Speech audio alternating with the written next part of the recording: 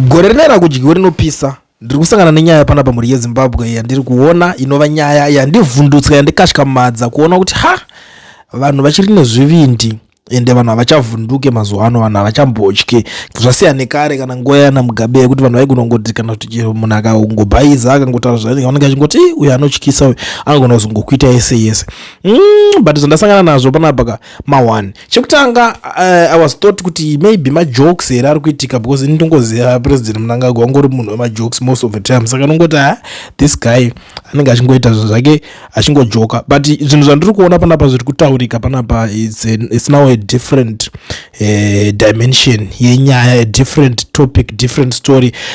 Vamnangagwa waposta vachitizoni, it is with a profound sense of shock and deep sorrow that I learned of the horrific collision of a passenger bus and a goods train at a level crossing in Triangle Chiredzi district yesterday, which tragically claimed 9 precious lives and left several others injured. What makes this incident particularly devastating is that heartbreaking loss of school children barely a week after we lost 7 others in similar tragic circumstances. Yet, even in the midst of such immense grief, we find solace in the resilience of the human spirit and the unwavering support we offer each other as a nation. The bereaved families, please accept my deepest heartfelt condolences on behalf of the party ZANU-PF government, the people of Zimbabwe, and my own behalf. We stand with you in this dark hour, united in our determination to support each other through the darkest of times. To those injured and currently hospitalized, I wish you a speedy recovery and full recovery, knowing that hope and care are guiding you towards better days. Given the gravity and heartbreaking nature of this incident, I was since directed government to declare this bloody accident a national disaster, ensuring that resources are mobilized effectively to support the victims and their families during this painful time. Let this declaration be a beacon of hope and support for those in need.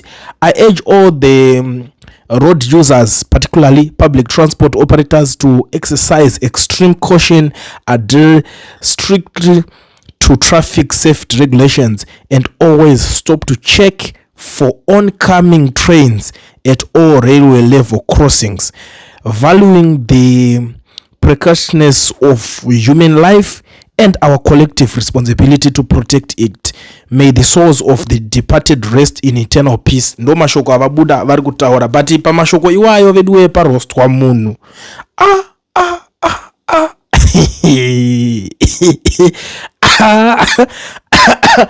vaZimbabwe zvanenge vakatsamwa baba, vanhu vanenge vari muchiki zvekutotika chinhu chinozotitsamwisa chinhu chinenge chakasiyana siyana, but sometimes unoona kutofunga kuti pamwe pacho panenge pasina nyaya. Mira muZimbabwe napfure nepapo uchazoona kuti nyaya inenge iripo, iwe zvaunongotopfura nepo wotongonza but apa panari kumbotaurwa nezvayo yakanyanya, ndopo pachapfura nemuZimbabwe you know kuti chii chinenge chichiitika. Now yenga yakutaurika manje panapa zvikanzi, we know you don't mean it Mr. President. Zimbabwean citizens are at least of your worries. If you had an option to kick Zimbabweans out of Zimbabwe and you would continue eating the way you are, you would do it with no doubt. You would and have burned this country to the ground just so you can rule over ashes. Mumwe ari kutanga kutotaura vanhu pakaipa kumana, right? Umwe ari kuti dai une tsitsi wakaisawo bridge rinoti mota dzodarika nepamusoro, chitima chichienda nepasi. Basa kungofunga kuba chete musha wese, ndo mashoko akutanga kutaurwa pana nyaya yemaflyover yakambotaurika izvayo, but unoziva kuti nyaya dzacho dzakutaurwa manje dzinoitanga dzisina imwe nemusoro stereki, dzinoitanga dzinenge dzingoriwo nyaya yawo. Put stop barriers at railways crossings that automatically stop traffic when a train is coming. Mumwe ari kutoonesa technology. If you go kune dzimwe nyika dzakasiyana siyana unotozvoona kuti okay, train yakuya road inongo automatically inoita se inongovharika. Zvinhu zvakuti pakutooneswa munhu nekuti upenyu hunoramba uchirasika. We can't continue obviously kuti tinenge tiri kuti zvitima zvakasiiwa nemaRailways ana Smith iwayo zvakasosiwa kudhara nana Smith, and then pobva pangoonekana generation ine nekuti ukatarisa dai ana Smith wacho variko dai vakatoramba vachikontinya kumberi vachingoenderana nedevelopment, cause chinhu chinotoitika pakutodevelopa kwenyika pachinzi nyika inogara iri muconstruction mode, imari inenge ichitotenderera, economy inenge ichitobalance pepe, mari dzichitoningirikina. You understand? Umwe kuti so said indeed, ruzhinji rwachema nekuda kwako nemabhururu ako zvigananda mauraya nyika yedu. Apa muri kungochinja constitution zvisina tsarukano kuti mudye moga, isu tinenge tichingoti nhongasvosvo nemuromo. Haiwa hauna moyo mudharewo nai uti kwanire, nguva yako ichasvika zvayo. Ndo mashoko ari kubva kune mumwe munhuwo ari kutaura kuti haiwa zvanyanya, it's too much, hapana zvamunenge muchingoda kungobuda makuzongoti sorry, like what happened in is it kwadzana budiriro somewhere there, it was budiriro kwekufa vana munigrini weme. I was shocked kunzwa kuti hanzi yakupa vanhu mabhegera, hanzi bag of rice netumafuta nebeans. Come on now, come on. Nevafirwa vacho varikubva vangopuhwawo izvozvo futi. Guys, like tiri vanhu vachiri normal. Handisati ndakamboona zvakadaro ini. Handisati ever, because ngatitaure kuti wewe iye akawirwawo nemachallenges anoindisa big of rice. I'm not against nyaya yekunzi vanhu vanhikina, because uku kwaati kuri kuendeswa ma-resources e-government. I know ma-resources e-government anenge akabalanza, even ma-funerals acho zvese zvinokavwa, just a coffin, chikafu chinokwana parufu, netransport yobva yaprovidwa, that's all. Handiti nekutengerwa gwa racho, gomba racho nonocherwero raizvozvo harisi diristerek. But right, umwe ari kuti aiwaka komeya weHarare muchavadzinga basa rieni naye mudhare. Harare dzangova weti pese matuzvi hatichatotaure, koiwo marara vana venyu vatambura chatova chikumbiro.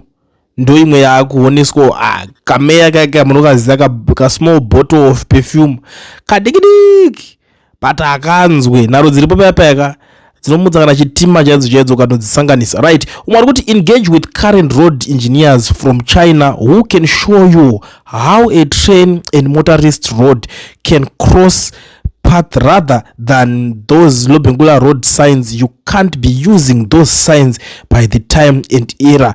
Dambudzo, come on. Ndo imwe iripo iri kuoneswa nevanhu nyaya yekudevelopa nyika. You know, vanhu chandinofarira ndechekuti vanotaura zvinhu izvi, and that's why tichizoya tichitanga kutsigira kuti muri kunzwa nezvitorwa nevanhu, because most of the times these guys they tend to ignore all those things. Vanokuti so hatina time yekuswera tichingo tichiteerera zvinhu zvezvitaurwa nevanhu, maybe because vanenge vari busy. I understand, because it's not that easy to run a country. Unenge une mamwe ma-issues ekuatenda to, and but team racho rinenge riripo racho iroro manje ndo vatinoona kuti aiwaka imunogara makaisa ma-earphones kai muchiteerera isusu hedu wakomana zvivhidhivhidhi muchinzwa kuti chii chimwe chiri kuitika, because maybe dangonzwa ma-breaking news, what is going on today, saka chii chimwe chiri kunetsa, ndiani ari kutaurisa nhasi, ndiani ari kudziya musoro, zvichingoenda zvakadaro. Comrade President, ini hangu ndokumbirawo kuti mastadium ambogadzirwa muZimbabwe timbofarawo, kwete kuramba tichingofambira kuenda kunoona bhora kunze. Mumwe ari kutaurawo nyaya dzebhora. Right, mukuru tokumbirawo kuti zvipatara zvive nemushonga uye nemabeds ekurara akanakawo imomo, then free education iri kudiwa. Zviri kunetsa nyika yese zvinhu izvi, vabereki hatina mari, iri kutinetsa, tikunetseka nemari yechikafu, toti mari dzerende. Saka veduwe dai matibatsirawo, pakazorwariwa zvobva zvaita worse, please help Mr. President. Ndo imwe nyaya iripo, nyaya yekuzvipatara I think 2 days ago taita nharo nevamwe varakashi, so papari pane imwe certain platform pachitwa zvedebate, ndogonzwa vanhu vari kutanga kupikisa baba kuti zvipatara zvine mushonga and I was like, iwe mushonga upo uri kutaura kuti zviri mushonga zvese zviriko kuzvipatara, wamboenderewo tora vhidhiyo uri muchipatara macho unauri kuti hanhari kuti hamuna. Ndakabva ndaona kuti even vanhu vacho vanodhifenda vacho akangoita mapenzi avanototora vanhu vaya vekuti akangoita mapenzi vanozobva vanzi mimi chiendai munodhifenda munoninga.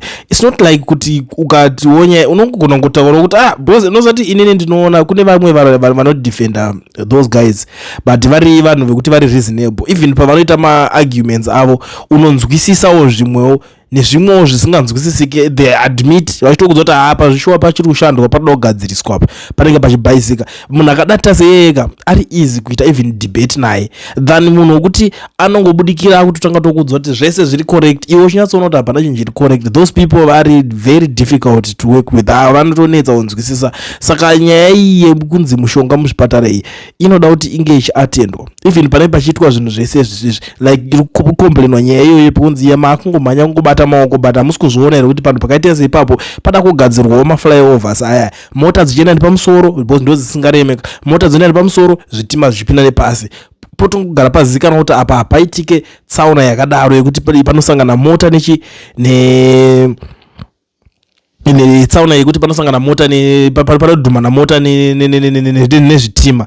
Ndo nyaya imwe aiwa zvinofanira kungogadziriswa because pamwe pacho apa hazvina need kuti tirambe takuzongoita ngati takupopoterana. And this guys problem imwe iripo ndeyekuti they ignore ma-issues ane musoro, ndo imwe nyaya iripo. Zvinonetsa, zvodzoka zvonetsa. Right, umwe ari kutaura nyaya iri panapa indaiignore zvangu but ndaona kuti ndikadzisiya dzakadai so idzi dzinogona kunetsa nyaya yadzo. Right, the Second Republic has failed to account for the disappearance of Itai Dzamara, a Zimbabwean citizen who was forcibly disappeared in broad daylight and he has never been seen again. More than a decade later, his family continue to live with unanswered questions, denied the truth, justice and closure they deserve. This failure speaks to a broader crisis of accountability. Before seeking to amend the constitution and expand executive power through Constitutional Amendment Bill number 3, the government must first demonstrate its commitment to upholding the rule of law, protecting citizens and delivering justice. A constitution should serve the people, not shield those in power from accountability. For those reasons, we reject Constitutional Amendment Bill number 3. Zimbabwe needs stronger democratic institutions, greater transparency and respect for constitutionalism, not amendments that further concentrate power while fundamental questions of justice remain unresolved. Ndo imwe iri kutaurwawo nemumwe muZimbabwean uya akadya gaka. I like these people vari pfungwa dzinenge dzakavhurika vachiita vachisanganisa ende ndinoziva kuti vanhu vanobvunza especially vakanzwa pakutaura nyaya dzamara vangonzi vakangodisappear. Do you know kuti kuno umwe munhu wekuti izvezvi akatanga kudefenda achidefenda even vanhu vechipati chigovernment chakadhakwa ichi, umwe munhu anotokudefendera achikudza kuti hapana munhu akamboshayikwa mani, akashayikwa seigo haye babani kana akaenda kwakati unomboshayi kuti iwe. Ndakambonzwa umwe achiita that stupid argument ndikati uyu munhu anopenga chetu hanzi ako kana akatotiza ake mhuri yake yoenda kuzviendera kutsvaka magreener pastures. Ipfungwa dzemumwe munhu idzodzo dzekuti wakatozvitarisa anotonzi munhu iyeye brain idzodzo dzaatoshandisa anogona kutotrustwa kutonzi anotopuwa onzi anovhota, anobvumunzwa kuti anovhota. Yes, munhu wese ake ane right yekuti ainge achienda kunoningina, anotobvumunzwa munhu iyeye kana kuti onzi ndibaba umwe munhu otobvumunzwa kuti onzi anotopuwa kana mukadzi unzi aite vamwe vana. Vanhu vakadaro havafanira kubvumunzwa kureproducer kuti vawande panyika, nokuti ndikupi kwatinenge takananga pachimbofanira pachirohwa maarguments zvekupenga kudaro, ndikupi kwatinenge tichienda. So nyaya hombe iri panapa muri yeZimbabwe handidi kuti ndichitiza mune nyaya toda tichidzokera tichirambe tingoripo tiricentered panyaya yedu. Nyaya iri panapa pari kunetsa pakabatwa vamunangagwa vari kubatwa vachiiswa mukona nemaZimbabweans. Panzi muri kuita crocodile tears zvezvo zvekungoti handingazodii takungochemowa nevamwe kana kuti tingonzwa but vanenge vachiona zviri kuitika wani pane nyaya yakati vakadairira vakazodidi. Even though sometimes toziva kuti yes vanotipirwa nzi kwakati kwaitika zvakati voti ndiananiye vachitongodaro zvichingoendawo zvakadaro. But most of the times ndana George Charamba ana George Charamba ndo vanenge vachitaura zvinhu izvozvizvi. At the same time ndo futi vanhu vekuti vanoti vakanzwa zvichemo zvemaZimbabweans havasvitse, vanosefa, vanosvitsa zvavari kuda ivo. Kana iye ane nzara mumba kwake nemhuri yake, kuti zvaanonoti mhuri yake iye ikadya ikaguta, ndo nyaya dzaanongosvitsa akaita challenge. Ndanga ndichidawo chakati chakati, baba ndiye anobatsirika, ndandikapurazi kwangu ndodawo chakati chakati, zvichingoenda zvakadaro. Imimi zvamunenge muchichemera anenge ari mahwani. But anyway, nhasi ndafara. I'm glad nezvinhu zvaitwa nemaZimbabweans kukasika kuonesanawo nemunhu kuti mudhara iwe ita something shamwari, panoda kuti unge uchiupgrade zvinhu izvi, because vanhu vanenge vasingachanakidzwe nezvinhu zvakadai so izvi, kana kuti tingachanzi tichiri munguva here yekuti toramba takatarisira kuti tichiri kusangana, nyika ichiri kusangana nemaproblems akaita seiwayo. It's not good. And kune madrivers, yeah, I think I don't know how many times, especially vamwe vanhu vandinoona vari stubborn, vakomana vanodrive matruck drivers, ndozizangu stubborn wenyu uyu zvazvinoita manje munogona kupedza vanhu muroad muchida kunzi muri stubborn. I remember pane mamwe madays so ndinomboti ndakati pandinoti ndikapinda kana muZimbabwe udaurwa highway, because most of times pandinopinda udaurwa kana highway, ndikaenda kwakati ndoenda kwakati unongochiona hama dzine dzakawanda kamuZimbabwe. Saka highway most of times I love kudrive usiku, because ndopende chida kunyatsoita zvekufamba zvemuroad. Unoona truck rinoyaraka kuflasha, dzikisawo flash, they don't care, because iwo mota diki, saka they don't care. Iye flash yake ndeyekuti iye one ari makakwirira, saka flash yake painenge yakatoflasha, iwe inenge yakatokuflasha maziso, iyewo chero kamuflasha iye ari mudenga denga umo. So vanhu vakaita seivavo vari stubborn vanofanira kunge vachitariswa. Even kana kumabhazi ndokunge ndinoona kune timu rizhinji riri stubborn, anoona kungofunga kuti ndinochitangira chitima icho, kana chitima chacho ngachiiswawo kana mabreki man, zvinhu zvaangofunga iye musoro make zvopedza zvokosta upenyu hwavanhu vakawanda. Ndo zvinhu zvinenge zvisina kunaka izvozvo. Umwe munhu anogona kunge asina basa noupenyu, ndozabhosi vanhu makuita zvakasiyana siyana, vanhu vari kuvhura hombe mahurire kana neta vanhu chomari. Umwe munhu anenge achitoti haasina kana dhiri nazvo, akungorara mameno, ungotimirira chero nguva chero zvazvaita. Munhu iyeyo akanga trasons adrive vanhu vakawanda, panotoita problem futi ipapo. Ndo zvimwe zvinhu zvoda kuonekwa. Nezvimabhazi zvacho futi zvimwe zvacho zvofanira kubviswa futi parodhi, nekuti pane zvimwe zvinhu zvokuti hatingamboti bhazi rakata chitima kana kuti zvazonyatsoita zvekudii. Mota inenge ichifamba inikashoma kuona inonyatsofamba cha zvichinzi yazosvika ikabatwa nechitima ichida iri pakati pekucrossa.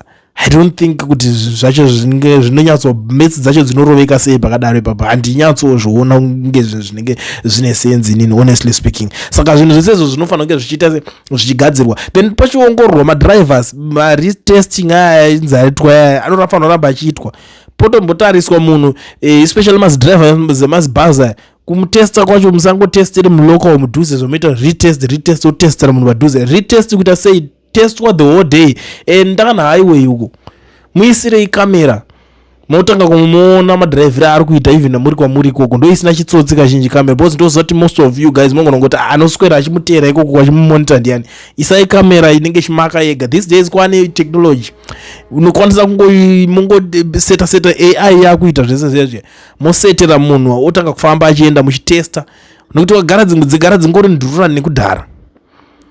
Nevati kurewo vaya ana malume ana madhala vochienda kunorima vonoswera nevazukuru muchiisawo vamwe vanhu kuti vachiri kunzwawo, because pane zvimwe zvinhu zvokuti zvinogona kuignorewa, moti ane experience 40 years achidrive 50 years imotofara.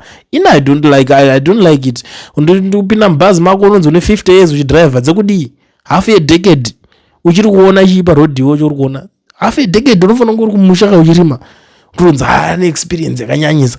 So all those things zvinofanira kunge zvichitariswa, pochiiswa mabhazi ane musoro. Vanhu vatambura that's why vakungokwira chero zvikorokoro zvemabhazi zvinokonzeresa machallenges ese waya, pekuti mochitima kunoda unogara kuti iwe naiwe shamari his excellency zvinhu zvakadai. So nezvimaminista zvisingasvitse nyaya, zvisingasvitse zvichemo zvese zvezve, kumusha posara vanhu vanocommunicate nemumarobots machinji. ndanzwa I was happy ndanzwa pane kuswa marobots here somewhere kuHarare. It's a good development.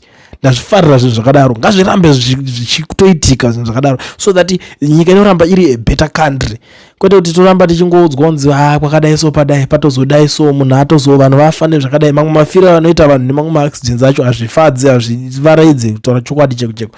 Chero makazouya makazoita like this motanga kuti tine urombo, sori zvenyu nekufirwa kwamaita, munhu anenge angoti it's crocodile tears. So ndo nyaya dzacho dziri panapa muri yeZimbabwe dzandangoti ndingopfura nepo ndichingokuonesai. Pari kunzi zvoni vamunangagwa vari kuita crocodile tears pakuchema kwavari kuita vanhu vakaningirirana kutriangle kuchiredzi. Nyaya yacho inosirisa. I think kuna vazhinji vaida kunzwisisa nyaya yacho, takaiisa panapa tikataura nezvayo because nyaya inenge yatotibata-batawo zvakanyanya. Kana muchinge mune something to say, let's meet in my comment section because ndozviziva kuti team comment section you will never disappoint. Zvamanje ndiri kuti bye bye, let's meet in the next one. Nhasi nyaya dzacho dzakati wandei, rekedze timanyire kune dzimwe nyaya.